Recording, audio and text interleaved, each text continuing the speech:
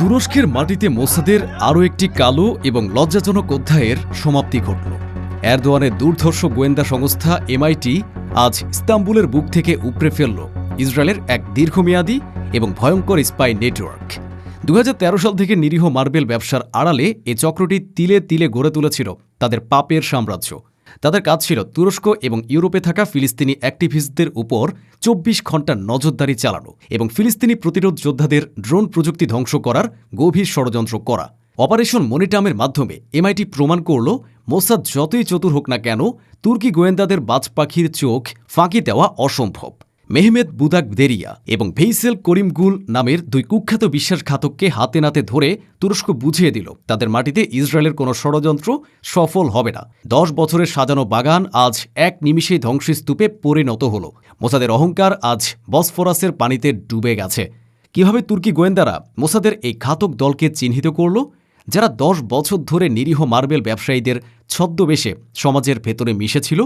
এত প্রযুক্তি ও দক্ষ হওয়ার পরেও কেন তুরস্কের মাটিতে বারবার মোসাদের এমন ভয়াবহ পতন ঘটছে? এরদোয়ানের হাতে কি এমন গোপন সূত্র আছে যা দিয়ে তিনি ছদ্মবেশী ইহুদি চরদের চিনে ফেলেন? কে সে বিশ্বাসঘাতক মেহমেদ বুদাক দেরিয়া, যার কারণে আজ তুরস্কের মাটিতে মোসাদের সাজানো সাম্রাজ্য ধসে পড়ল? এবং নিজের দেশের সাথে বেইমানি করে সে কি পেল?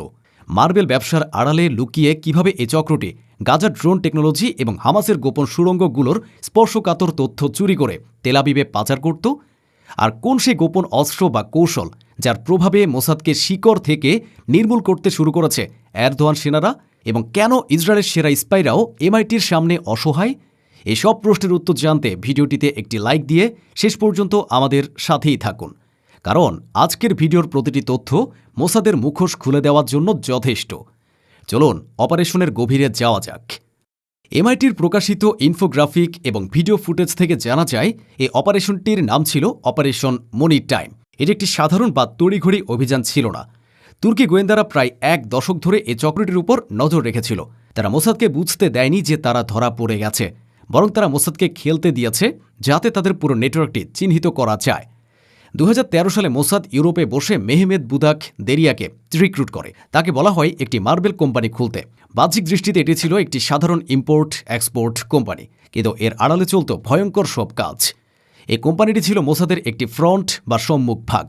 এখান থেকে টাকা পাচার হতো, এখান থেকে এজেন্টদের নির্দেশ দেওয়া হতো।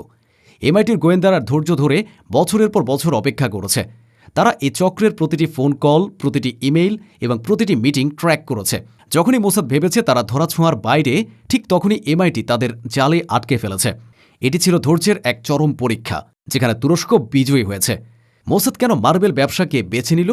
এর উত্তর লুকিয়ে আছে গাজার পুনর্গঠন প্রক্রিয়ায়। গাজার বাড়িঘর তৈরির জন্য মার্বেল এবং পাথরের প্রয়োজন হয়। এই সুযোগটিকে কাজে লাগায় মোসাদ। মেহমেদ বুদাক দেরিয়া এবং তার সহযোগী ভেইসেল করিমগুল মার্বেল ব্যবসায়ী সেজে গাজায় প্রবেশ করত। তাদের আসল কাজ ছিল ব্যবসা করা না, তাদের কাজ ছিল গাজার ভেতরে হামাসের গোপন আস্তানা, রকেট তৈরির কারখানা এবং সুড়ঙ্গগুলোর লোকেশন খুঁজে বের করা। তারা মার্বেলের স্যাম্পল দেখানোর নাম করে বিভিন্ন জায়গায় যেত এবং গোপনে ছবি তুলে মোসাদের হ্যান্ডেলারদের কাছে পাঠাত। সবচেয়ে ভয়ঙ্কর তথ্য হল তারা ফিলিস্তিনিদের ড্রোন প্রযুক্তির উপর নজরদারি চালাচ্ছিল। 2016 সালে তারা জানতে পারে হামাস ড্রোন তৈরির চেষ্টা করছে। তখন তারা ড্রোন পার্টস বা যন্ত্রাংশ ব্যবসার প্রস্তাব দেয়। উদ্দেশ্য ছিল হামাসের হাতে ত্রুটিপূর্ণ বা ট্র্যাকার লাগানো যন্ত্রাংশ তুলে দেওয়া, যাতে ইসরায়েল সহজেই সেই ড্রোনগুলো ধ্বংস করতে পারে। তারা ফিলিস্তিনিদের রক্ত দিয়ে ব্যবসা করেছে। কিন্তু এমআইটি তাদের এই নোংরা খেলার সব তথ্য ফাঁস করে দিয়েছে। শুধু সশরীরে নয়, এ চক্রটি মোসাদের জন্য একটি গোপন সাইবার হাবও পরিচালনা করত। ইস্তাম্বুলের জনবহুল এলাকায় একটি সাধারণ ফ্ল্যাটের আড়ালে তারা স্থাপন করেছিল উচ্চ ক্ষমতা সম্পন্ন সার্ভার। এখান থেকে তারা তুরস্কের সরকারি ওয়েবসাইট এবং ফিলিস্তিনি এনজিওগুলোর ডাটাবেস হ্যাক করার চেষ্টা করত। এমআইটির সাইবার ইউনিট যখন এ সার্ভারটি জব্দ করে, তখন তারা দেখে এর সাথে সরাসরি তেলাবিবের ইউনিট 8200 এর সংযোগ রয়েছে। এটি ছিল মোসাদের ডিজিটাল চোখ, যা দিয়ে তারা তুরস্কের প্রতিটি সংবেদনশীল তথ্যের উপর নজর রাখত। কিন্তু এমআইটি শুধু সার্ভারটি জব্দই করেনি, তারা উল্টো মোসাদের নেটওয়ার্কে ট্রোজান হর্স ভাইরাস ঢুকিয়ে দিয়েছে। এখন শিকারী নিজেই হ্যাকড হয়ে গেছে। ইসরায়েল ভাবছে তারা তথ্য পাচ্ছে, কিন্তু আসলে তারা এমআইটির ফিড করা ভুল তথ্য দেখছে।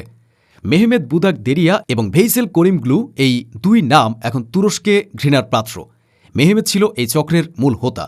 সে টাকার লোভে নিজের আত্মা বিক্রি করে দিয়েছিল। মোসাদ তাকে ইউরোপে ডেকে নিয়ে বিলাসবহুল জীবনযাপনের টোপ দেয়, আর ভেইসেল ছিল একজন ফিলিস্তিনি বংশোদ্ভূত তুর্কির নাগরিক, যে নিজের ভাইদের পিঠে ছুরি মেরেছে। আলী আহমেদ ইয়াসিন নামের একজন এজেন্টদের মাধ্যমে ভেইসেলকে এই চক্রে যুক্ত করা হয়। ভেইসেল তার ফিলিস্তিনি পরিচয় ব্যবহার করে গাজার স্থানীয় মানুষদের বিশ্বাস অর্জন করত। মানুষ তাকে নিজেদের লোক ভাবত, কিন্তু সে ছিল আসলে মোসাদের চর। সে ফিলিস্তিনি অ্যাক্টিভিস্টদের সাথে বন্ধুত্ব করত এবং তাদের গোপন তথ্য ইসরায়েলে পাচার করত। 2017 থেকে 2024 সাল পর্যন্ত মেহমেদ মোসাদের হয়ে ইউরোপে বিভিন্ন পেমেন্ট বা টাকা লেনদেন করেছে। সে মানি লন্ডারিংয়ের মাধ্যমে মোসাদের কালো টাকাকে সাদা করত। কিন্তু শেষ রক্ষা হয়নি। ইস্তাম্বুলের পুলিশ যখন তাদের ফ্ল্যাটে রেড দেয়, তখন তাদের কাছে পাওয়া যায় সিম কার্ড, রাউটার এবং এনক্রিপ্টেড যোগাযোগের সব প্রমাণ। তারা এখন তুরস্কের কারাগারে পৌঁছে মরছে। এই স্পাই সেলের কার্যক্রম শুধু তথ্য চুরিতেই সীমাবদ্ধ ছিল না। তাদের সাথে তিউনিশিয়ায় হামাসের ড্রোন বিশেষজ্ঞ মোহাম্মদ জুয়ারি হত্যার পরোক্ষ যোগসূত্র পাওয়া গেছে। 2016 সালে জুয়ারিকে তার বাড়ির সামনে গুলি করে হত্যা করা হয়। মোসাদ জানত জুয়ারি হামাসের জন্য আবাবিলের ড্রোন তৈরি করছেন। এমআইটির চার্টে দেখা গেছে 2016 সালেই ইস্তাম্বুলের সেই সেলটি ড্রোন ব্যবসার নামে সক্রিয় হয়ে ওঠে।